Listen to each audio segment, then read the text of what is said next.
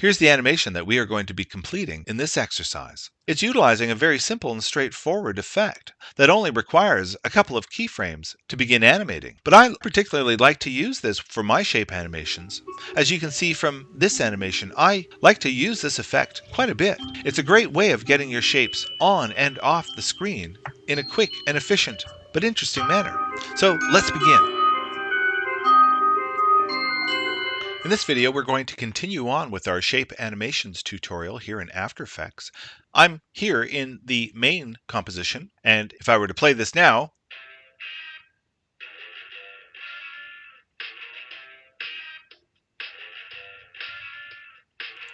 you can see that I have these 3 looping animations. I'm going to continue with my 4th looping animation here in this composition in the bottom left. This is composition number 4, my wipe transitions composition. I currently have just the rock blues audio file and a yellow green solid.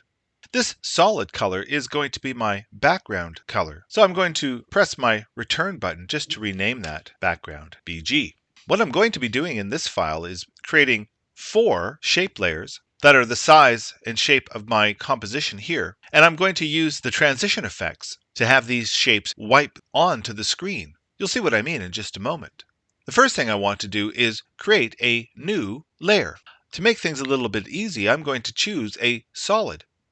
That is going to automatically create a shape that is the size of my composition. For my first shape, I'll choose this blue color and say OK. What I want to do is have this shape enter the screen, but I don't want to do that through just a position shift or anything like that. First, I'm going to make sure I have this medium blue solid shape selected. I'm going to come to the Effects drop-down menu, and I'm going to come down near to the bottom where it says Transition.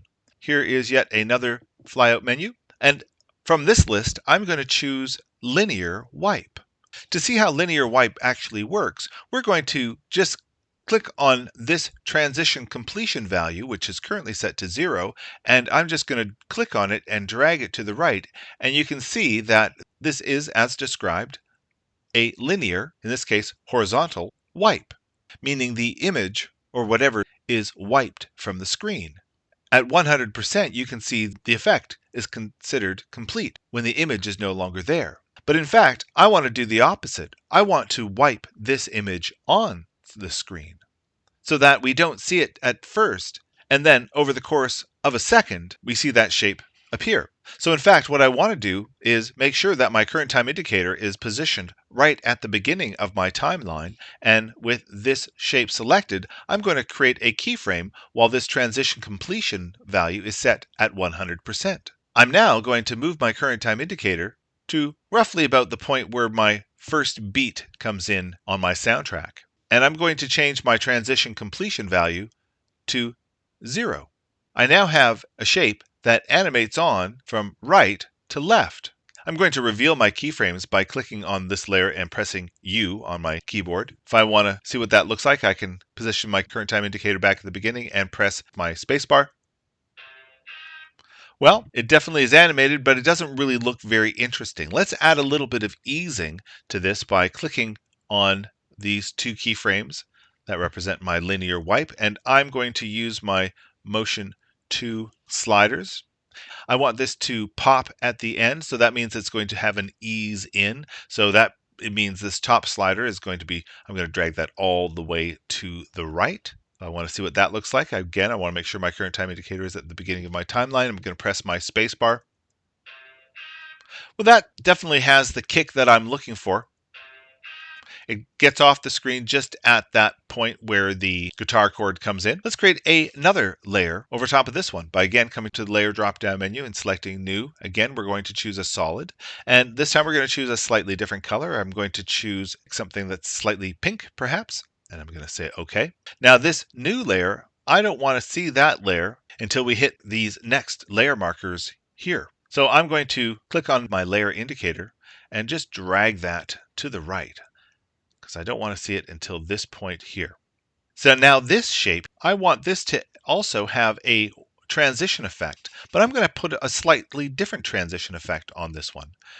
I'm going to again reorder this to make sure that I have my Rock and Blues audio layer at the top. I'm going to lock that this time so I don't make that mistake again. Again, now with my new shape selected, I'm going to come to the Effect drop-down menu, and again I'm going to come here to Transition. This time, Transition, and this time I'm going to choose Radial Wipe. And again, to see how this effect works, we can click on the transition completion value, which is currently set to 0, and if I drag that to the right to 100%, you can see that again, this is essentially a wipe off effect. But again, I want to wipe this shape on. So here, when the transition completion value is set to 100%, I'm going to set a keyframe while my current time indicator is at the beginning of that layer indicator. Press U on my keyboard, I can see that, yes, there is the keyframe that I've just positioned. I'm going to position my current time indicator right at the 2-second point of my animation. And I'm going to set my transition completion value from 100% down to 0%. You can see I now have this new magenta shape coming on like so. Let's add some easing to these keyframes by selecting that, and again, I'm going to use my Motion 2 panel, and I'm going to click on this top slider while it's in this far right position, and I again get that effect. There we go. Okay, we're going to create another layer. Let's come to the Layer drop-down menu, select New. Again, we're going to use a solid. We'll say Solid, and I'm going to change my color this time to something slightly green. Say OK. I don't need this shape to be seen until after the previous shape has been animated off, so I'm going to bring its layer indicator to start right at the 2-second point. And I'm going to come to the Effects drop-down menu. Again, I'm going to come to Transition, and this time I'm going to choose from this menu Venetian Blinds. To see how this effect works, again, let's come to the Transition Completion effect, drag to the right. And you can see that if I just drag that to about 50% mark, you can see that I do have a number of vertical divisions in my shape. I can choose how many divisions I have here by clicking on this width slider. I'm going to drag that to the right so that I have fewer stripes in my field. I'll let you decide how many you want to have. And again, like the others, I want this shape to animate on, so I want to start with this value, transition completion, at 100%. When it's at 100%, I can now click on the stopwatch to create a keyframe for this layer. I'm going to press U to reveal the keyframe. And I want this shape to be off the screen at the 3-second point here. So that means I want this shape to be revealed at the 3-second point. I'm just going to bring that here. I'm going to take my transition completion value all the way down to 0 so that I now see that green shape like that. Let's create our last shape. Again, I'm going to come to the Layer drop-down menu and select New Solid.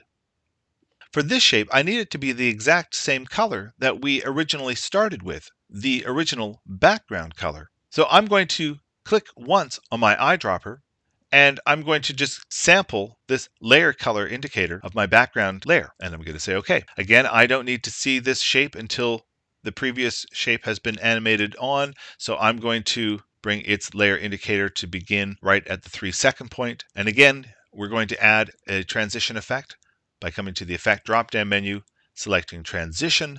And this time, I'm going to recommend that you experiment with some of the remaining options here. Some of them are quite interesting, but I'm going to choose this one here, CC Jaws. And again, if you want to see what this effect looks like, take the completion value and drag it from 0% all the way up to 100%, and you can see you get a Jaws effect. I'm going to start with my completion at 100% by clicking on the stopwatch now, moving along my timeline to the 4-second point of my animation and dragging that completion value all the way down to 0.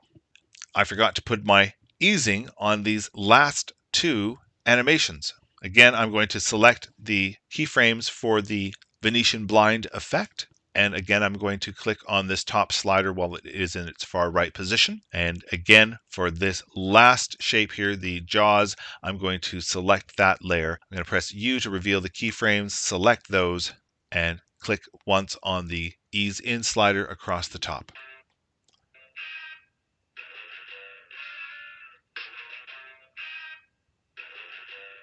The last thing to do is to create a looping animation for this composition in the main timeline. But we've done that a few times now, so I'm going to let you do that on your own.